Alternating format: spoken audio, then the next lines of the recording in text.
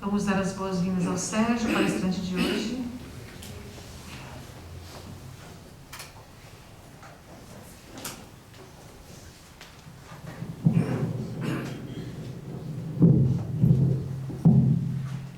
Muito boa noite a todos. Boa noite. Que a paz de Jesus esteja e permaneça conosco agora e sempre. Orgulho é uma coisa boa de ter? Quem mais acha que não? Além da nossa irmã. Mais outra. Quem mais? Obrigado. Se eu disser que eu estou orgulhoso de estar aqui hoje, isso é bom ou é ruim? Então é uma coisa boa. Se eu disser que vocês estão orgulhosos de estarem aqui hoje, é uma coisa boa ou ruim? Também é uma coisa boa. Se eu disser que eu vou fazer a melhor palestra de todos os palestrantes de Balneário Camboriú, é bom ou é ruim? É ruim. Orgulho, ele pode ser tanto bom quanto ruim, dependendo de como nós vamos olhar para ele. No capítulo 7 do Evangelho segundo o Espiritismo, a doutrina espírita justamente nos fala a respeito de orgulho e humildade. E ela se reporta a uma passagem das bem-aventuranças. Bem-aventurados os pobres de espírito, porque deles é o reino dos céus. Uma passagem de Mateus, o mestre nos orienta que o menor no reino dos céus é o maior entre nós. A maior pessoa, excluindo Jesus, que já pisou na terra, é o menor do que aquele menor que está no reino dos céus. Ou seja, o Evangelho nos fala que se formos pobres de espírito, a gente pode ir a esse reino dos céus, aonde o menor de lá é maior do que cada um de nós. Uma tarefa difícil, não é mesmo? Nós vamos ver que não é tão difícil assim. Nós estamos justamente nesse caminho, nesse destino. Mas depende muito do nosso esforço. Quando nós falamos que existe o bom e o mau orgulho, a gente pode pegar algumas características de cada um, porque identificar isso em nós é muito difícil. Alguém tem orgulho de ser orgulhoso? Não. Mas alguém tem orgulho de ter feito bem? Sim. A gente olha muito mais para um lado bom para nós do que bom realmente seja. Aquela pessoa, como o nosso irmão falou, que jogou a roupinha por cima da grade e foi embora sem ninguém ter visto ela, talvez esteja aqui entre nós essa pessoa, ela se sentiu orgulhosa, não foi? Esse orgulho faz bem ou faz mal para esta pessoa? Esse orgulho que nós sentimos no dia a dia de ter feito uma coisa boa, faz bem ou faz mal para nós? Cada pergunta que eu estou fazendo, nós vamos colocar por enquanto o lado bom, é fácil. Daqui a pouquinho a gente vai trazer o outro lado, que é um lado um pouquinho mais complexo. Quando a gente começar a falar daquele lado nosso que a gente não gosta muito de mostrar, que é o lado daquele orgulho que a doutrina espírita nos diz, que é uma das duas chagas da humanidade. Uma delas o orgulho, outra delas é o egoísmo. Então, quando a gente começa a identificar essas características nossas, a gente olha, poxa, a pessoa que jogou ali, ela deve estar orgulhosa, e deve estar mesmo, deve estar. Porém, se ela mudar o modo de pensar naquela caridade que fez, esse orgulho bom pode se tornar um orgulho ruim no mesmo instante, mesmo sem ninguém ter visto, porque quem está vendo é Deus. Dependendo da nossa intenção de fazer alguma coisa, o nosso orgulho pode ser bom ou ruim. E aquele pobre de espírito, ao que o Evangelho se refere, afasta-se da gente. Como é que a gente consegue interpretar então o pobre de espírito ao qual Jesus se falou? Seria uma pessoa sem posses, talvez? Na opinião de vocês, existe uma pessoa sem posses que pode ser soberba? Que pode ser orgulhosa do lado ruim? E na opinião de vocês, existe uma pessoa com muitas posses que pode ser pobre de espírito? Não há referência entre uma coisa ou outra, percebe? Eu posso ter muitas posses e ser uma pessoa humilde, ao mesmo tempo que eu posso ter pouquíssimas posses e ser uma pessoa extremamente arrogante, soberba, despeitada e tudo mais. Essas características ruins independem daquilo que a pessoa tem, daquilo que a pessoa possa precificar. E vai muito mais daquilo que a pessoa possa valorizar. Vocês estão percebendo a diferença dos dois conceitos? Quando a gente tem muitas posses que possam ser precificadas, a nossa chamada para sermos pobres de espírito é muito grande e muito maior. Quando nós não temos essas posses precificadas, é muito mais fácil a gente ser humilde. Não tem nada mesmo? Vou me dar uma de humilde? Estou bem. Não é assim. Tanto um quanto o outro pode se encaixar exatamente nessa observação que Jesus faz nas bem-aventuranças. E tanto um quanto o outro pode se afastar totalmente dela. Depende justamente de como eu interpreto essa minha postura. Se não vejamos, uma pessoa que seja boa naquilo que pratica, ela pode sentir orgulho daquilo que faz e repetir toda vez aquilo e manter-se orgulhosa. Isso não faz nenhum mal para ela. Se nós estamos nessa situação, nós entendemos o que realmente é a boa atitude, o bom comportamento, o bom orgulho para cada um de nós. Se a gente inverter isso e passar para o outro lado, e cada atitude que nós fazemos, nós exigirmos que alguém venha e perceba aquilo que estamos fazendo, não, nós não fizemos nada de bom ainda. Muito pelo contrário. Nós não conseguimos entender ainda, né? Quando Jesus nos fala que quando a sua mão esquerda fizer algo, deixe que a tua mão direita não veja isto. Nós queremos que todas as mãos vejam, e todos os olhos. E aí, quando a gente está nessa situação, o mau orgulho tomou conta. É uma diferença muito pequenininha entre um e o outro, e que a gente tem que tomar cuidado muito grande, porque isso está conosco a cada momento. Se não vejamos, o bom orgulho a gente já consegue identificar, uma boa ação. E o mau orgulho? Como é que será que ele se apresenta para cada um de nós? Vocês já perceberam isso? Já se perguntaram, quando a gente tem um mau orgulho presente no nosso comportamento?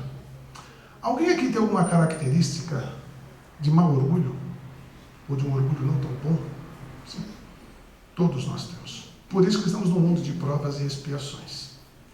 Cada uma dessas características nossas nos remete a um comportamento dependendo daquilo que estivermos fazendo. Esses comportamentos é justamente aquilo que fizemos hoje durante o dia. Se não vejamos uma palavrinha que pode já começar a dar um pouquinho de clareza para esse nosso pensamento.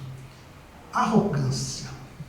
A arrogância, ela pode ser trazida de uma situação boa, eu me tornar arrogante perante algo que está acontecendo.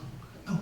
Quando nós vemos alguma característica nossa de arrogância para com outra pessoa, para uma situação, seja onde for, um mau orgulho se faz presente em nós.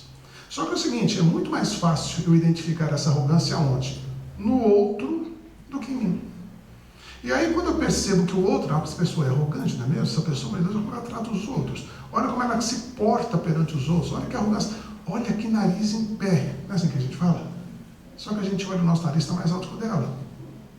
E a gente não se dá conta disto. Aliás, tem um pensador russo, Léo Tolstói, você deve ter ouvido falar de Lev Tolstói, dependendo da pronúncia, que ele fala assim, é muito mais fácil eu mudar o mundo do que eu mudar a mim mesmo. Isso é muito sério. Porque essas características que eu vou apresentar, começando pela arrogância, nós identificamos no outro com uma facilidade enorme, mas a gente não consegue ver a gente fazendo isto. E quando a gente percebe isso no outro e não em nós estamos sendo extremamente rigorosos com o comportamento do outro, extremamente passivos com o nosso próprio erro. Esse mau orgulho identificado, ele vai nos trazer realmente muitas dificuldades na nossa postura, na nossa vida. E as dificuldades, elas vão ser reconhecidas pelas outras pessoas em nós. Quando um arrogante, ele não acaba tendo facilidade na sociedade que vive, ele acaba se isolando mais e mais e mais. E quando percebe, o ciclo de amizade deles está extremamente pequeno. Ao contrário, quando ele percebe isso em si e baixa a sua arrogância e começa a se tornar uma pessoa humilde, pobre de espírito, as pessoas começam a identificar nele uma pessoa fácil de lidar, razoável de lidar, agradável de lidar. E as pessoas vão então trazendo aquela comunhão entre si. Isso não é difícil de fazer. Isso não é difícil de nós fazermos. A nossa irmã na preleção falou justamente a respeito da mulher que vem fazer o curso na casa, e depois o marido fala, o que vocês fizeram com ela? Nada. Ela está começando a corrigir algumas posturas dela. Reforma íntima, por exemplo. Nada mais é do que você corrigir algumas posturas suas. Tanto que é algo íntimo. Ninguém fala para você fazer, você faz. Ninguém impõe para você fazer alguma coisa. É você que começa a fazer naturalmente. Exemplo, alguém chega na casa hoje pela primeira vez, ou da doutrina espírita pela primeira vez ou não? Sejam bem-vindos. Todos os demais já estão frequentadores da casa, ou da doutrina espírita, ou dos dois. Todos os demais percebem, e o nosso irmão vai perceber também mais para frente, a mudança de postura em si próprio. Muitas vezes reconhecida pelos demais, pelas pessoas que estão ao nosso redor, mas certamente reconhecido por nós mesmos. Poxa, tal situação eu não era assim antes. Eu era de um outro jeito, me portava de uma outra maneira, mas hoje eu começo a me portar diferente. O que será que está acontecendo? Essa reforma íntima, quando ela começa a acontecer, o maior beneficiado de todos somos nós mesmos. Que nós colhemos aquilo de benefício que nós estamos justamente querendo. Eu vou mudar agora essa minha arrogância. Como é que eu vou cuidar com ela? Eu vou ler aqui, vou ler acolá, vou escutar uma palestra, vou falar uma pessoa me dando uma orientação, enfim, alguma coisa me toca e eu começo a mudar. Isso não quer dizer que é imposto que se mude. Não. É proposto que se mude. Aliás, eu tenho um grande amigo que ele me fala, primeiramente, nós somos convidados a fazer alguma coisa. Depois, nós somos convocados a fazer essa coisa. E se nós não aceitamos nem o convite, nem a convocação, nós seremos constrangidos a fazer essa coisa. Se nós temos características de arrogância em nós, nós estamos sendo convidados primeiro a mudar. Uma palestra nada mais do que isso, é um convite para a gente mudar um pouquinho o nosso comportamento. Se a gente não entendeu e não vai mudar, eu quero falar um monte de coisa lá que não cabe em mim. Eu sou uma pessoa próxima da perfeição, que não é você arrogante, que é isso? Aí vem a convocação, uma situação mais delicada que a gente não consegue ainda muita margem de negociação. Mas eu tenho que agir. E nem assim eu mudo, não tem problema. Vem o constrangimento. Ou muda ou muda. E são situações bastante dolorosas, bastante constrangedoras. Para a gente não chegar a esse ponto, a reforma íntima se faz extremamente necessária. É aquela dica para a gente ser uma pessoa diferente. Outra característica nossa para reconhecer o mau orgulho no nosso comportamento é quando nós temos, além dessa arrogância, um certo despeito. Vocês imaginam que seja despeito por alguma situação? É aquela coisa que a gente vê uma coisa muito boa sendo feita e a gente não reconhece. A gente simplesmente deixa de lado. Fala, não, isso aí qualquer um faz. Aquela coisa muito boa, a gente deixa de lado. E sabe onde mais isso se apresenta? Dentro da nossa própria casa. Quando um filho faz uma coisa no seu esforço, no seu tempo, na sua capacidade, e a gente, como uma pessoa mais, vamos dizer assim, idosa que seja, mais tempo de vida do que ele, mais experiência que ele, não reconhecemos aquele esforço e aquela boa atitude que ele toma. E naquele momento a gente começa a pensar, poxa, mas está valorizando o quê? Está fazendo nada mais que a obrigação. Mas a obrigação aos nossos olhos não termina de um esforço para outra pessoa. E se nós reconhecermos aquilo, nós estaremos dando uma prova de bom orgulho, de humildade. E a partir desse momento, quando a gente reconhece o bem-estar, a boa atitude, o bom comportamento do outro, o nosso mau orgulho deixa de existir. Então, ser uma pessoa mais aceitável para os demais, principalmente naquilo que eles estão se empenhando em fazer, é uma maneira de nós fazermos aquela reforma íntima que nos corrigirá dos nossos próprios defeitos. E há também uma outra maneira que a gente pensa daquele despeito, pode ser o contrário, mas tem muito a ver também, que é a indiferença com a atitude alheia. Ou seja, a gente pode ser arrogante, a gente pode ser despeitado, ou a gente pode ser indiferente. Essas três características de comportamento nosso nos mostram claramente que estamos sendo orgulhosos. A indiferença, então, é pior ainda, porque tudo pode estar acontecendo de bom ao nosso redor e a gente fala assim, deixa eu falar, está acontecendo, deixa eu falar. Nós não nos deixamos contaminar com o bem ao nosso lado. Nós nos deixamos envolver com as coisas boas que estão acontecendo. Nós não nos permitimos o pensamento diferente daquilo que nós queremos impor. Essa indiferença nossa é uma característica muito clara e que o orgulho está presente e à frente daquilo que estamos fazendo. Para deixar que isso nos incomode tanto, reconheçamos um pouquinho o esforço da outra pessoa, participando dela daquele momento de felicidade. Quer um exemplo também bem legalzinho? A esposa da gente faz um almoço ou um jantar, ou vice-versa, o marido faz o almoço ou o jantar.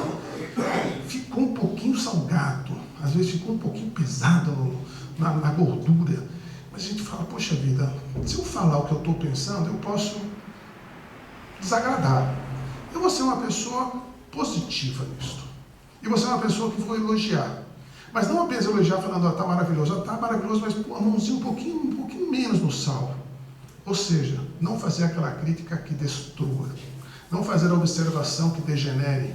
Mas sim fazer a participação que consiga fazer com que a pessoa entenda uma nova maneira de fazer aquilo que está fazendo.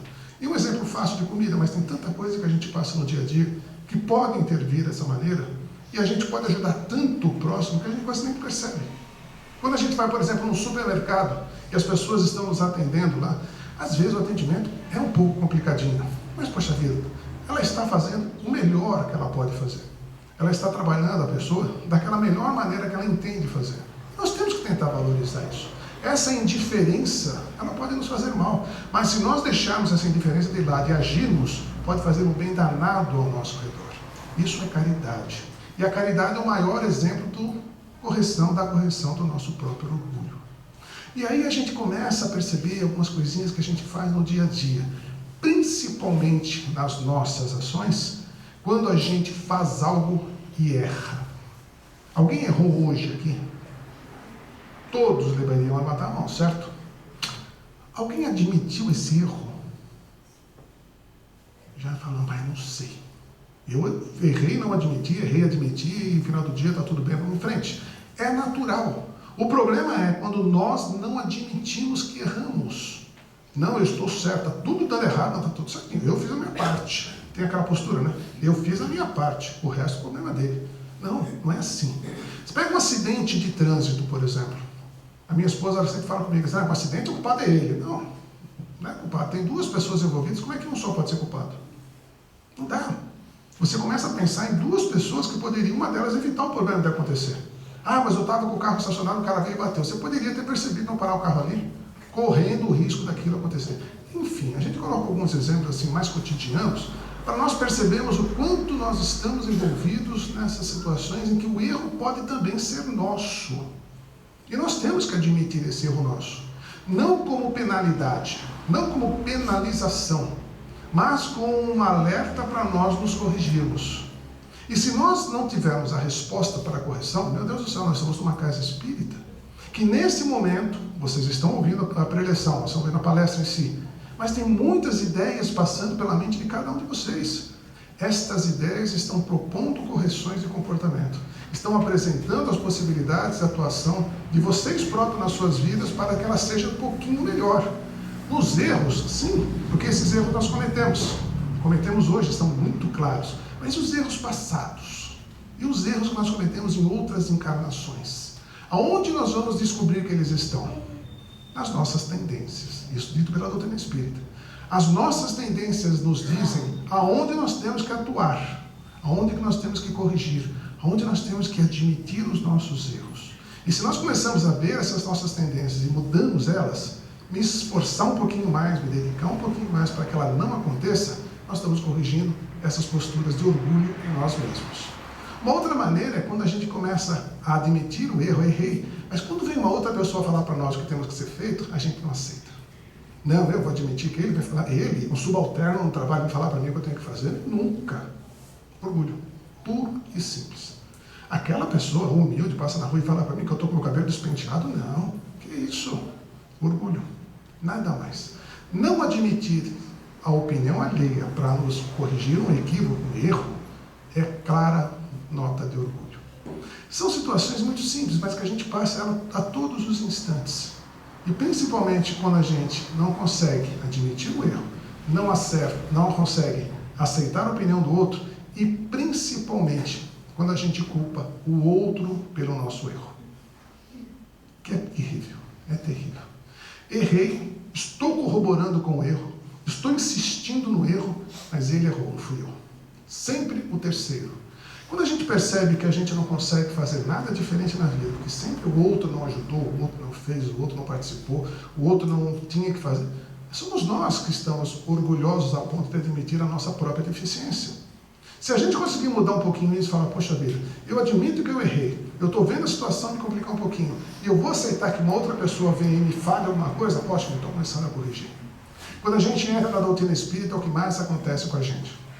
Um colega meu falava assim, poxa, desde que eu me tornei espírita, não sei se vocês partilham disso também, eu nunca mais errei em paz. Continua errando, continua fazendo a coisa equivocada. Às vezes, inclusive, erros mais sérios. Mas ele fala, eu não consigo mais ficar sossegado. A última questão do Livro dos Espíritos é muito bem explicitado isso. Quando Santo Agostinho propõe que a gente, ao dormir, ao deitar, encostar a cabecinha no travesseiro, vá lá e questione o que fez durante o dia, o que poderia ter feito melhor. Se a gente começar a fazer isso sempre, o nosso sono vai ser um pouquinho mais tranquilo. Porque a gente vai falar, poxa, hoje em tal situação eu pequei, eu errei, eu me equivoquei. Aí lembra de Jesus, vá e não peques mais. Jesus, ele não deu um sermão da pessoa, ele falou, vá e não peques mais.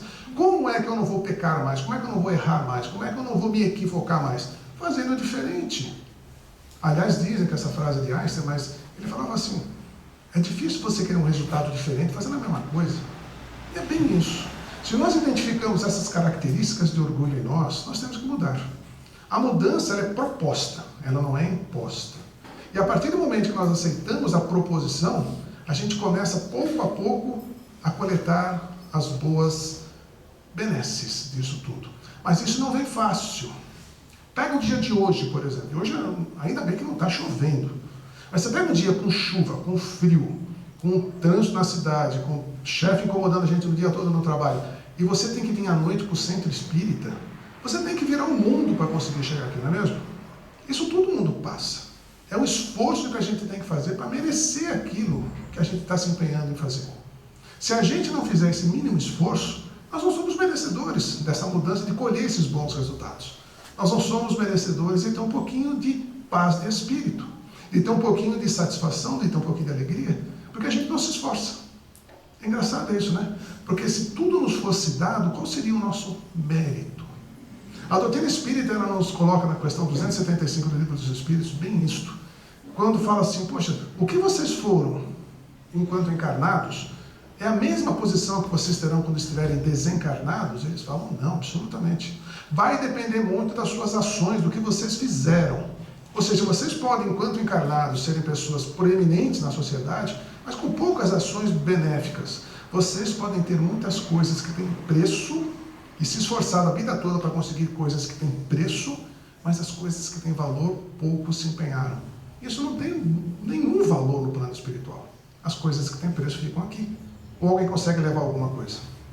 Tirando aquele pessoal do Egito que levava tudo dentro do caixão, botava lá e tentava fazer o cara dentro de uma pirâmide, dar para a vida toda mais um pouco, alguém mais conseguiu levar alguma coisa desse mundo? Sim. A não ser a parte moral que aprendeu. Aliás, depois descobriram, quando abriram as tumbas dele lá, que não tinha nada, porque o pessoal ainda foi lá e roubou. E os espíritos que ali achavam que iam levar aquilo para outro mundo, chegaram lá pobres. Mas pobres não de espírito, pobres de posses. Quando eles foram perguntados a respeito do que tinham feito, inclusive há uma passagem no Evangelho segundo o Espiritismo a respeito disso, perguntaram para uma rainha que chegou no mundo espiritual e ela se viu aquém de uma súdita, imagina. O orgulho dela, o quanto a incomodou nesse momento.